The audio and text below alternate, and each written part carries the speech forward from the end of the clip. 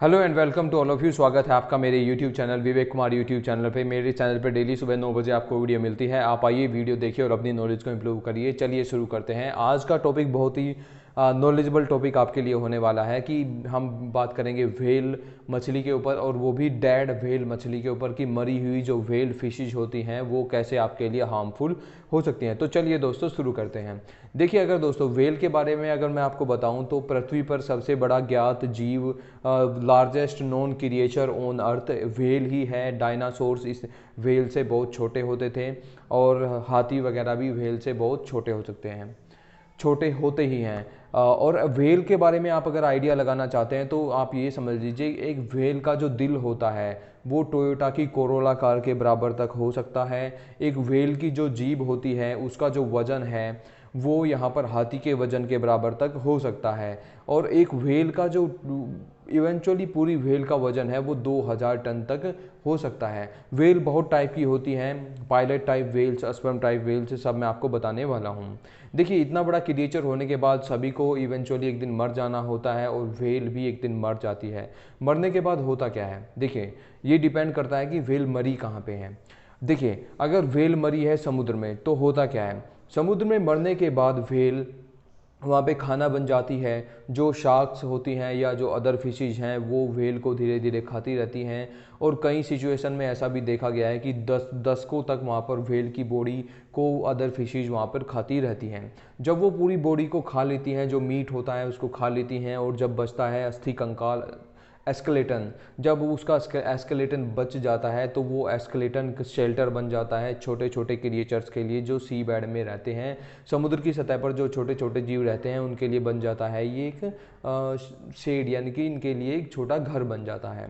लेकिन अगर अब हम जो मेन बात करने वाले हैं वो मैं आपको बता देता हूँ। कई बार होता क्या है, समुद्र में जब ज्वार भाटा आता है, जब टाइड आते हैं तो, और अगर उस दौरान कोई व्हेल मर गई तो वो पहुँच जाती है बीच पे, सी कोस्टल एरिया में। और यहाँ पर कई बार क्या होता है, समुद्र में जब करंट करंट उत्पन्न होता है, जब ओशियन वेव्स के में की वजह से समुद्र में जो करंट आता है उसकी वजह से भी व्हेल कई बार यहाँ पर पहुँच जाती हैं बीचेज पे। 10 फरवरी 2017 में एक इंसिडेंट हुआ न्यूजीलैंड में, बहुत ही इंटरेस्टिंग इंसिडेंट, आज तक दोबारा कहीं ये नहीं हुआ गया। एक ही दिन में 416 व्हेल्स यहाँ पर पहुँच गई न्यूजीलैंड के बीच पे। हो सकता है कोई ओशियन वेव में करंट की वजह से वो बचने के लिए वहाँ पर पहुँची हों, लेकिन इसका एग्जैक्ट जो रीजन था आज तक किसी को पता नहीं चल सका है। 416 व्हेल वहाँ पर पहुँच गई। लोग इनको देख करके एकदम से बहुत हैरान हो गए, इतनी व्हेल्स कैसे आ गई। नेक्स्ट डे, उसके अगले ही दिन 240 टू 40 व्हेल्स अगेन वहाँ पर उसी बीच पे पहुँच गई। लोग यहाँ पर समझ नहीं पा रहे थे कि आखिर ऐसा हुआ कैसे। लेकिन फिर न्यूजीलैंड की गवर्नमेंट ने यहाँ पर क्या किया, बहुत सारी व्हेल को यहाँ पर पकड़ के वापस पानी में छोड़ दिया। लेकिन उनमें से जो 300 व्हेल थी उनकी वहाँ पर डेड हो गई, और इनको यहाँ पर फिर न्यूजीलैंड की सरकार ने हटाया और यहाँ पर इनको खाने में भी इस्तेमाल किया, क्योंकि पायलट व्हेल्स को आप खा सकते हैं। दूसरी जो वेल्स होती हैं ये होती हैं अस्पर्म वेल्स।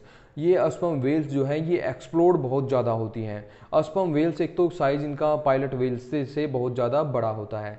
जब एक अस्पर्म वेल मर जाती है तो जो उसके इंटरनल जो कंपोजिशन होते हैं वो होने लगते हैं डिकम्पोज, उसकी हड्डियाँ गलने लगती हैं, उसका मांस जो है गलने लगता है। और मरने के बाद ये देखा जाता है मोस्टली जब सी बीचेज पे वेल होती हैं तो उनका मुंह बंद हो जाता है, और जब उनके अंदर की हड्डियाँ जो गलने लगती हैं उधर बनने लगती है गैस।